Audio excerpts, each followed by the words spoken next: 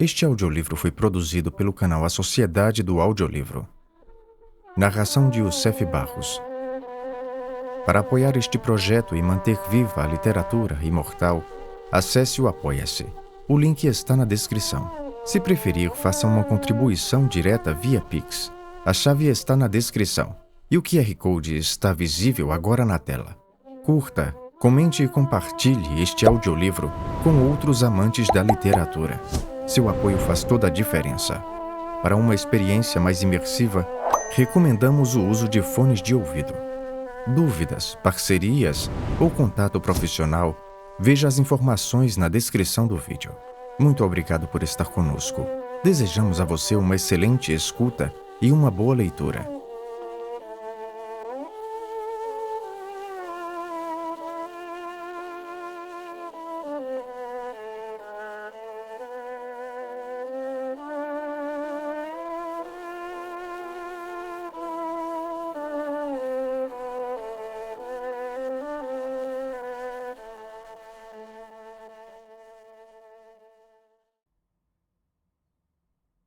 Capítulo 5. Acredito que tenhamos ambos gritado simultaneamente, com uma mistura de pasmo, assombro, terror e incredulidade. Ao finalmente transpormos o passo e ver o que jazia além, não criamos em nossos próprios sentidos. Era forçoso, naturalmente, que abrigássemos alguma teoria natural nos recessos de nossas mentes, uma teoria que viesse a proteger nossas faculdades no momento. É provável que tenhamos pensado em coisas como as pedras grotescamente erodidas do Jardim dos Deuses no Colorado, ou nas rochas do deserto do Arizona, simétricas e fantasticamente esculpidas pela erosão eólica. Talvez tenhamos até relembrado uma miragem como a que tínhamos visto na manhã anterior, quando pela primeira vez nos aproximamos daquelas montanhas de loucura. Era preciso termos algumas lembranças normais como essas, a que recorrer enquanto nossos olhos corriam por aquele planalto ilimitado e marcado de tempestades que lobrigavam o labirinto quase interminável de massas pétreas, colossais, regulares e de geométrica euritmia, que arrojavam suas cristas, carcomidas e desgastadas, por sobre um lençol glacial que não teria mais de 12 ou 15 metros em seus pontos de maior espessura e que ocasionalmente era obviamente mais delgado.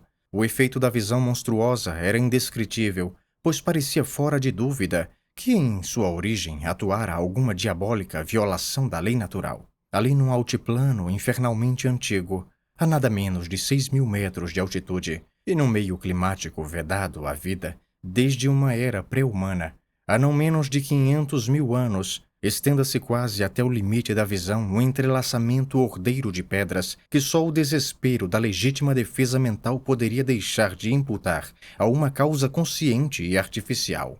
Havíamos descartado anteriormente, para todos os efeitos de cogitação séria, qualquer teoria de que os cubos e muralhas das encostas não tivessem origem natural. Como seria de outra forma?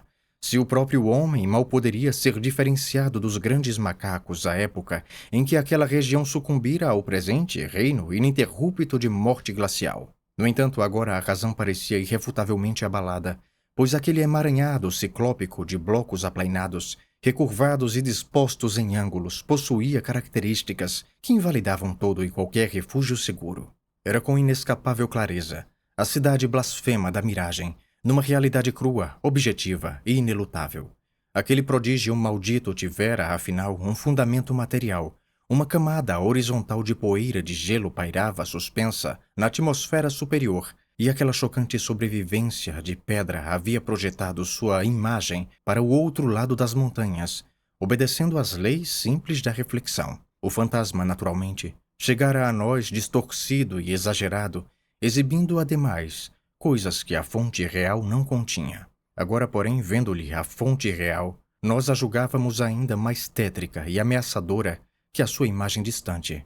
Somente a magnitude incrível e inumana daquelas vastas torres e muralhas de pedra haviam salvo tal coisa absurda de completa aniquilação durante as centenas de milhares, talvez milhões de anos em que ela havia estado ali, exposta aos vendavais de um planalto nu. Corona mundi, teto do mundo. Toda espécie de frases fantásticas nos assomavam aos lábios enquanto lançávamos à vista estupefatos para o espetáculo implausível. Pensei outra vez nos horrendos mitos primais que com tamanha persistência haviam rondado minha mente desde o primeiro instante em que eu vira aquele extinto mundo antártico. E também no demoníaco planalto de Leng, no Mico, o abominável homem das neves do Himalaia, nos manuscritos pinacóticos de pré-humanas implicações, no culto de Cthulhu, no Necronômico, nas lendas hiperbóreas do infame Tsathoga e nos seres cósmicos, pior que informes, associados a essa semi-entidade. Por quilômetros e quilômetros sem fim, em todas as direções, a coisa se estendia com pouquíssimo esmorecimento. De fato, seguindo-a com os olhos pela base dos baixos e graduais contrafortes que a separavam da borda da cordilheira propriamente dita, chegamos à conclusão de que não éramos capazes de perceber nenhum esmorecimento, exceção feita à interrupção à esquerda do passo pelo qual tínhamos chegado. Tínhamos tão somente alcançado, ao acaso, uma parte limitada de algo que possuía extensão incalculável. Os contrafortes eram pontilhados mais esparsamente com grotescas estruturas de pedra que ligavam a cidade de terror aos cubos e muralhas já familiares e que, evidentemente, constituíam seus pontos avançados nas montanhas. Estes últimos, assim como as estranhas bocas de cavernas, eram tão numerosos do lado posterior da cordilheira quanto do anterior. O absurdo labirinto de pedra consistia, em sua maior parte, em muralhas que variavam de 3 a 45 metros de altura e com espessura entre 2 a 5 metros. Compunham-se sobretudo de blocos descomunais de ardósia, xisto e arenito primordiais. Blocos que em muitos casos chegavam a ter 1,5 por 2 por 4 metros. Ainda que em vários lugares parecesse talhado numa camada sólida e desigual de ardósia pré-cambriana. Os edifícios não tinham de modo algum as mesmas dimensões, existindo inumeráveis arranjos que pareciam favos de mel de enorme extensão, assim como estruturas separadas menores. A forma geral dessas coisas tendia ao cônico, ao piramidal, ao escalonado. Contudo, não eram raios cilíndricos perfeitos, cubos exatos, aglomerados de cubos e outras formas retangulares, bem como um punhado de edifícios angulosos, cuja planta em 5 pontas lembrava vagamente fortificações modernas. Os construtores haviam usado, com constância e correção, o princípio do arco, e provavelmente teriam existido cúpulas quando do apogeu da cidade. Todo aquele emaranhado acha-se monstruosamente erodido e a superfície glacial da qual as torres se projetavam estava recoberta de blocos caídos e de escombros imemoriais. Onde a glaciação era transparente, podíamos ver as partes inferiores das pilhas gigantescas e notávamos as pontes de pedra preservadas do gelo que ligaram as diversas torres às várias distâncias sobre o chão. Nas paredes expostas podíamos detectar marcas de outras pontes mais altas do mesmo tipo, agora desabadas. Uma inspeção mais próxima revelou janelas incontáveis, bem amplas. Algumas estavam fechadas com folhas de um material petrificado que originalmente fora madeira, embora na maioria estivessem escancaradas de maneira sinistra e ameaçadora. Muitas das ruínas, naturalmente, haviam perdido os tetos e tinham as partes superiores irregulares, posto que arredondadas pelo vento. Outras, porém, de feitio mais acentuadamente cônico ou piramidal, ou protegidas por estruturas adjacentes mais altas, exibiam contornos intactos, a despeito do desgaste e da erosão onipresente. Usando o binóculo, quase podíamos distinguir o que parecia ser decorações escultóricas em faixas horizontais, e que incluíam aqueles curiosos agrupamentos de pontos, cuja presença, nas esteatitas antigas, agora assumia um significado muitíssimo mais vasto.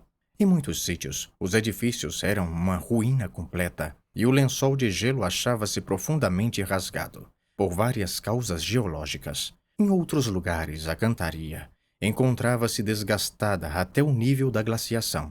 Via-se um corte largo, que se estendia ao interior do planalto até uma fissura nos contrafortes, a aproximadamente 2 quilômetros do passo que havíamos transposto. Inteiramente destituído de construções, representava provavelmente, concluímos, o leito de algum caudaloso rio que durante o terciário, milhões de anos antes, corria pela cidade e se arremessava em algum prodigioso abismo subterrâneo da grande cordilheira. Tratava-se, de certo, de uma região de cavernas, golfos e segredos subterrâneos vedados ao conhecimento humano. Fazendo um retrospecto de nossas sensações e recordando nossa estupefação ao contemplarmos aqueles resquícios monstruosos de eras imemoriais que julgávamos pré-humanas, só me cabe admirar que tenhamos preservado qualquer coisa semelhante a equilíbrio. Sabíamos naturalmente que alguma coisa, a cronologia, a teoria científica ou nossa própria consciência, achava-se dolorosamente errada. No entanto, conservávamos estabilidade suficiente para controlar o avião, observar várias coisas minudentemente e tirar uma cuidadosa série de fotografias que talvez ainda venham a servir bem tanto a nós quanto ao mundo. Em meu caso, entranhados hábitos científicos podem ter ajudado, pois, acima de tudo, o espanto e a sensação de ameaça que ali senti deram aso a uma intensa curiosidade no sentido de descobrir mais a respeito daquele segredo do passado.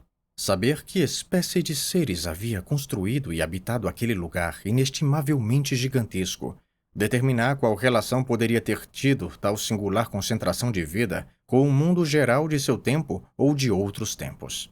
Isso porque aquele lugar não podia ser uma cidade comum.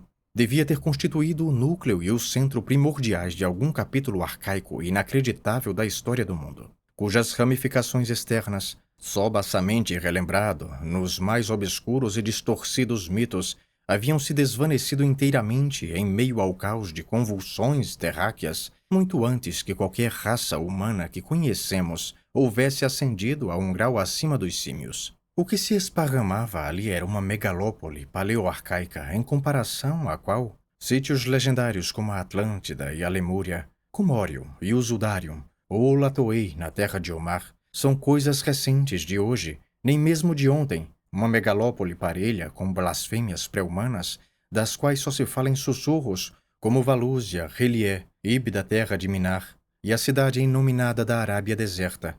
Enquanto voávamos sobre aquele labirinto de torres titânicas, minha imaginação por vezes tomava os freios dos dentes e pervagava sem rumo por reinos de fantásticas associações, chegando mesmo a tecer vínculos entre aqueles mundos perdidos e alguns de meus próprios sonhos mais delirantes, concernentes ao horror encontrado no acampamento.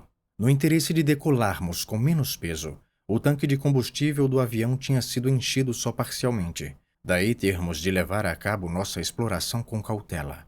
Ainda assim, no entanto, cobrimos uma extensão de terreno, ou antes de ar, verdadeiramente desprezível. Parecia não haver limites para a cordilheira ou para a extensão da hedionda cidade pétrea que perlongava seus contrafortes. 80 quilômetros em ambas as direções não revelaram qualquer modificação de monta no labirinto de rochas e cantaria que se agarrava como um cadáver nos gelos eternos. Havia, não obstante, certas diversificações altamente interessantes. Assim eram, por exemplo, os entalhes no canhão, pelo qual aquele rio caudaloso havia outrora despenhado pelos contrafortes e se escoado por seu sumidouro na grande cordilheira. Os promontórios nas entradas da corrente tinham sido esculpidos em escarpas, formando colunas ciclópicas, e havia alguma coisa nos desenhos rugosos e em forma de barril que incitava em Danforth e em mim vagas, odiosas e confusas associações. Demos também com diversos espaços abertos em forma de estrela, evidentemente praças públicas, e notamos várias ondulações no terreno, onde se elevava um monte íngreme. Este geralmente se apresentava oco, formando alguma espécie de edificação escarrapachada. Havia, porém, pelo menos duas exceções. Dentre elas, uma estava demasiado carcomida para se saber o que existia na crista saliente, ao passo que a outra ainda exibia um fantástico monumento cônico, esculpido na rocha viva, e que assemelhava grosseiramente coisas como o conhecido túmulo da cobra, no antigo Vale de Pedra. Saindo das montanhas em direção ao interior do continente, podemos constatar que a cidade não era de largura infinita, muito embora sua extensão, ao longo dos contrafortes, parecesse infindável. Depois de aproximadamente 50 quilômetros, os grotescos edifícios de pedra começavam a rarear, e com mais 15 quilômetros chegamos a um ermo ininterrupto, praticamente sem sinais de artifícios conscientes. Além da cidade, o curso do rio parecia marcado por uma linha larga e deprimida, ao passo que o terreno adquiria um caráter acidentado, um tanto mais acentuado, dando mostras de tornar-se um pouco mais elevado à medida que se estendia rumo ao oeste brumoso. Até então não havíamos feito nenhum pouso, No entanto, abandonar o Planalto sem sequer uma tentativa de examinar de perto algumas daquelas estruturas monstruosas teria sido inconcebível. Por conseguinte, decidimos encontrar uma área plana nos contrafortes, próximo à nossa garganta navegável, para ali aterrissarmos e nos prepararmos para uma breve exploração a pé. Embora essas suaves encostas estivessem em parte cobertas por escombros, voando a baixa altitude, logo descobrimos vários pontos onde seria possível pousar. Escolhemos o mais próximo ao desfiladeiro, uma vez que depois teríamos de alçar voo para transpor a cordilheira e voltar ao acampamento. Por volta das 12h30, logramos aterrissar numa área plana e de neve endurecida, totalmente destituída de obstáculos e bem adaptada a uma posterior decolagem. Não nos pareceu necessário proteger o avião com uma barragem de neve, por tempo tão curto e visto que não havia ventos fortes. Assim verificamos apenas se os patins de pouso estavam escorados com segurança e se as partes vitais do motor achavam-se protegidas contra o frio. Para nossa jornada a pé, deixamos no avião os agasalhos de pele mais pesados e levamos conosco pouca coisa: uma bússola de bolso, a câmera manual, provisões leves, uma boa quantidade de blocos de anotações e de papel, martelo e cinzel de geólogo, bolsas de coleta de amostras, um rolo de corda de alpinismo e possantes lanternas elétricas, com pilhas extras.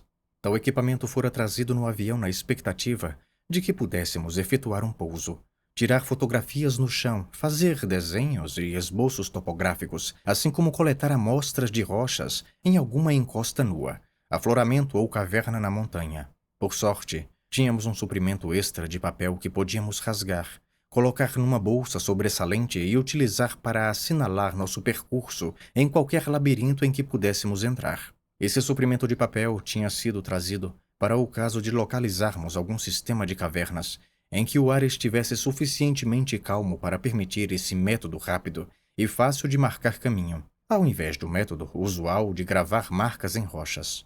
Descendo cuidadosamente a encosta pela neve encrustada em direção ao estupendo labirinto de pedra que se agigantava contra o opalescente céu ocidental, éramos empolgados por uma sensação de prodígios iminentes quase tão intensa quanto a que havíamos sentido a nos aproximarmos do inexplorado passo nas montanhas 4 horas antes. Na verdade, por força de ver aquelas edificações, já estávamos familiarizados com o incrível segredo oculto pelos picos. No entanto, a perspectiva de verdadeiramente penetrar naquela cidade, edificada por seres conscientes, havia talvez milhões de anos, antes que qualquer raça conhecida de homens pudesse ter existido, era aterradora, por suas implicações de anormalidade cósmica.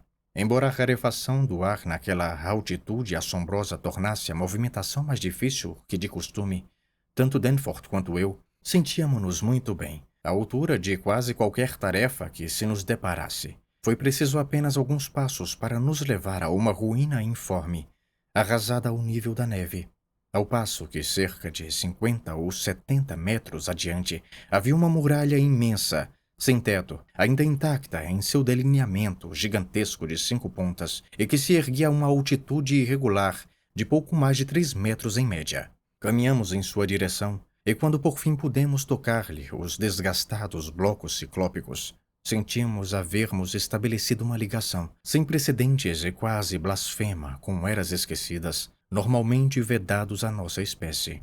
Esse baluarte, em forma de estrela e com aproximadamente 90 metros de ponta a ponta, fora construído com blocos de arenito jurássico de dimensões irregulares, media 1,80 por 2,50 metros.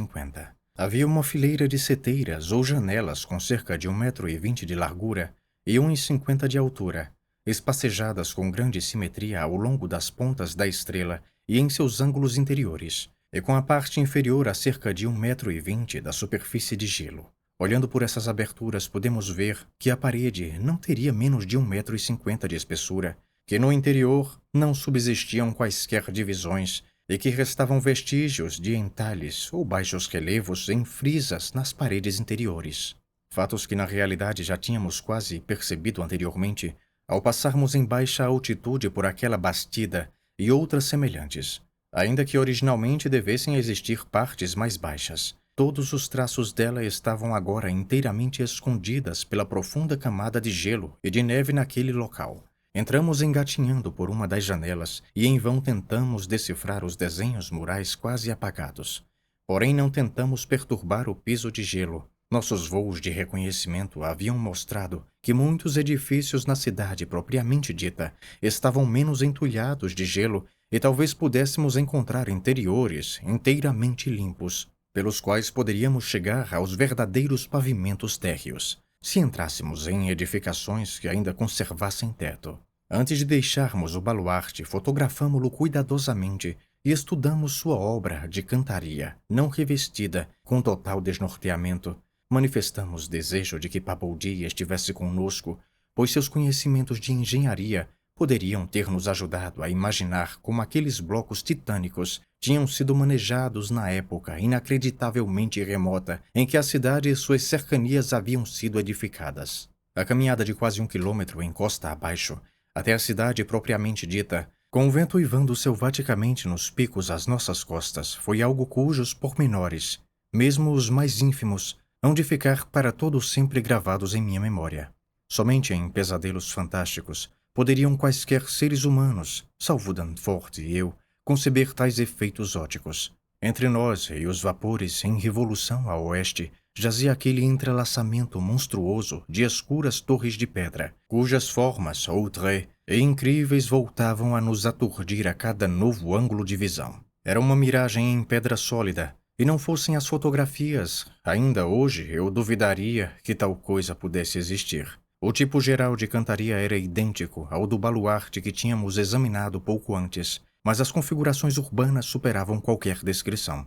Mesmo as fotografias ilustram apenas uma ou duas fases da sua variedade infinda, sua solidez sobrenatural, seu exotismo radiante e alienígena. Havia formas geométricas para as quais um Euclides dificilmente encontraria nome. Cones de todos os graus de irregularidade e truncamento, plataformas de toda espécie de desproporção, hastes com estranhos alargamentos bulbosos, colunas quebradas em grupos curiosos, arranjos em 5 pontas ou 5 rugas de louca grotesqueria. Ao nos aproximarmos, conseguimos enxergar através de certas partes transparentes do lençol de gelo e detectar algumas das pontas tubulares de pedra que interligavam as estruturas dementes a várias alturas.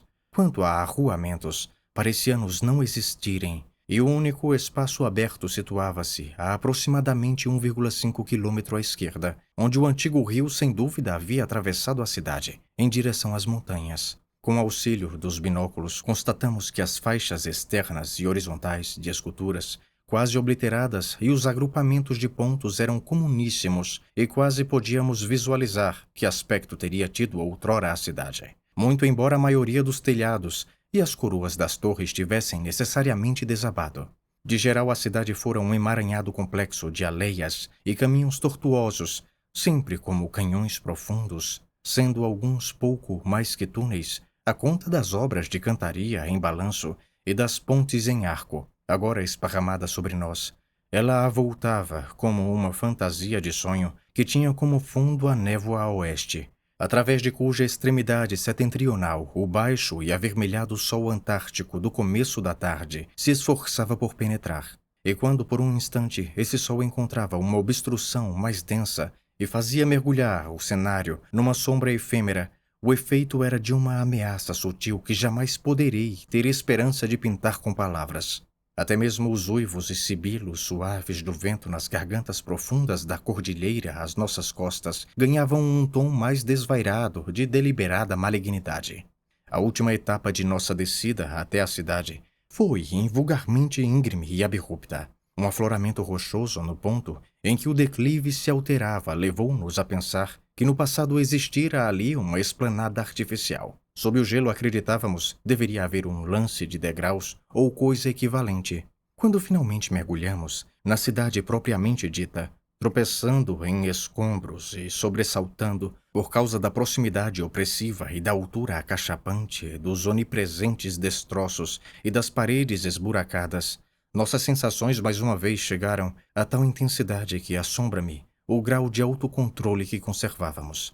Danforth estava francamente com os nervos à flor da pele e pôs-se a tecer algumas especulações ofensivamente irrelevantes a respeito do horror que havíamos encontrado no acampamento. Especulações contra as quais eu mais me ressentia por não poder deixar de compartilhar certas conclusões a que éramos forçados por muitos aspectos daquela sobrevivência mórbida da antiguidade de Pesadelo. Tais especulações atuaram também sobre a imaginação de Danforth. Digo isto porque, em certo ponto, onde uma aleia cheia de escombro e fletia numa esquina, ele insistiu em que via no chão leves vestígios de marcas de que não gostava. Por outro lado, em outros locais ele se detinha para escutar o som sutil e imaginário, proveniente de algum ponto indefinido. Um abafado sibilo musical, dizia ele, em nada diferente daquele que o vento arrancava às cavernas, mas de alguma forma perturbadoramente distinto.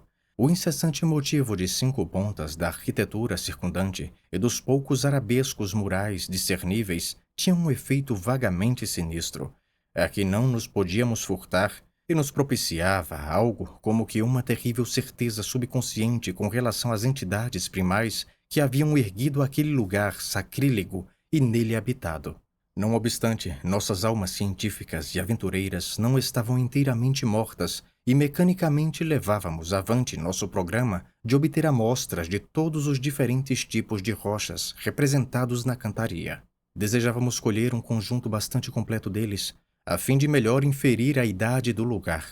Nada nas grandes paredes externas parecia datar de depois dos períodos jurássicos e comanchiano. Nem qualquer pedaço de pedra de todo aquele local era mais recente que a era pleiocênica. Tínhamos cabal certeza de estarmos a caminhar em meio a uma morte que já reinava havia pelo menos 500.000 anos e, com toda probabilidade, ainda mais tempo. À medida que avançávamos por aquele dédalo de crepúsculo penumbroso, parávamos diante de todas as aberturas para estudar interiores e investigar possibilidades de acesso.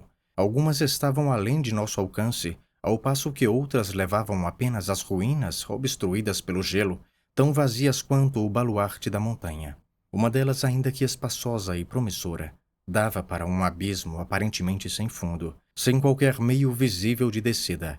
Vez por outra tínhamos oportunidade de estudar a madeira petrificada de um póstigo ainda meio intacto, e impressionava-nos a fabulosa antiguidade implícita nas fibras ainda perceptíveis. Aquelas janelas tinham vindo de gimnospermas e coníferas mesozoicas, principalmente cicadáceas cretáceas, e de palmáceas e angiospermas antigos de clara origem terciária. Nada categoricamente posterior ao Plioceno podia ser visto. Aqueles póstigos, cujas arestas revelavam a presença antiga de dobradiças estranhas e desde muito desaparecidas, haviam sido instalados das maneiras mais variadas. Alguns ficavam do lado externo, outros do lado interno dos largos vãos. Pareciam ter ficado presos em seus lugares, sobrevivendo assim à oxidação de suas dobras antigas, provavelmente metálicas. Após algum tempo chegamos diante de uma fileira de janelas, nas saliências de um colossal cone de 5 cantos, com um ápice intacto, que conduziam a um salão vasto e bem conservado, com piso de pedra. No entanto, eram altas demais para que descêssemos sem ajuda de corda. Tínhamos efetivamente um rolo de corda conosco, mas não queríamos ter o trabalho de realizar aquela descida de 6 metros a menos que fôssemos obrigados a tal. Principalmente naquela atmosfera rarefeita onde o músculo cardíaco era forçado a grande trabalho.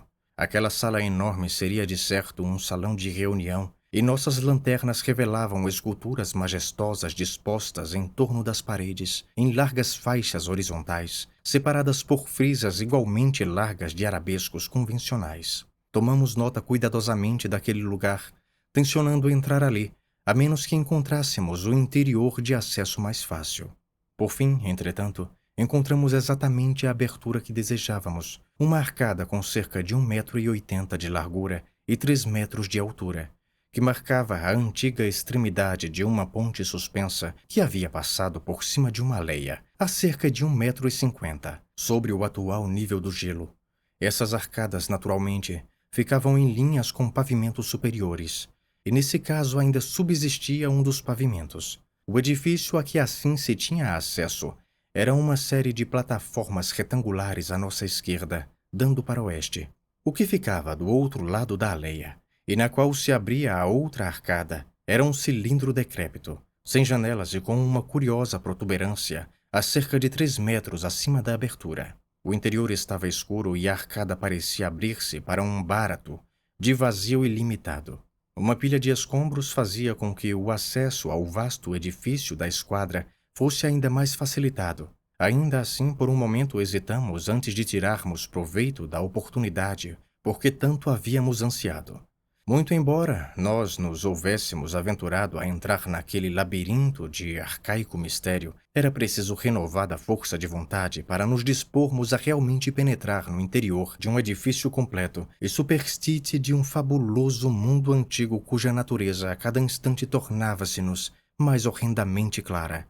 Por fim, entretanto, decidimos-nos e subimos pelo monte de escombros e chegamos ao vão Iante. O chão adiante era feito de grandes lajes de ardósia e parecia formar o desaguadouro de um longo e alto corredor de paredes esculpidas. Observando as muitas arcadas que partiam daquele salão e percebendo a provável complexidade do ninho de aposentos que haveria ali, resolvemos dar início a nosso sistema de marcação de caminho. Até ali nossa bússola, juntamente com olhares frequentes para a vasta cordilheira, entrevista em meio a torres, tinha sido suficiente para impedir que nos perdêssemos. De agora em diante, contudo, era preciso um adjutório artificial. Por conseguinte, rasgamos nossos papéis extras sem tiras de tamanho adequado e colocamos numa bolsa a ser transportada por Danforth, e nos preparamos para usá-las com tanta economia quanto permitisse a segurança. Tal método provavelmente evitaria que nos perdêssemos, porquanto não parecia haver fortes correntes de ar no interior da edificação. No caso de soprarem ventos, ou se nosso suprimento de papel chegasse ao fim, podíamos naturalmente recorrer ao método mais seguro, ainda que mais trabalhoso e lento, de tirar lascas da cantaria. Era impossível conjecturar, sem tentativa real, qual a extensão do território que havíamos aberto. As frequentes conexões entre os diferentes edifícios tornava provável que passássemos de um para o outro, por pontes sob o gelo, exceto se isso fosse impedido por desabamentos locais e desastres geológicos, uma vez que parecia haver no interior das construções pouquíssima formação glacial. Quase todas as áreas de gelo transparente haviam mostrado que as janelas soterradas estavam fortemente fechadas, como se a cidade tivesse permanecido naquele estado uniforme até ter se criado o lençol glacial que viria cristalizar a parte inferior da urbe para todo o sempre.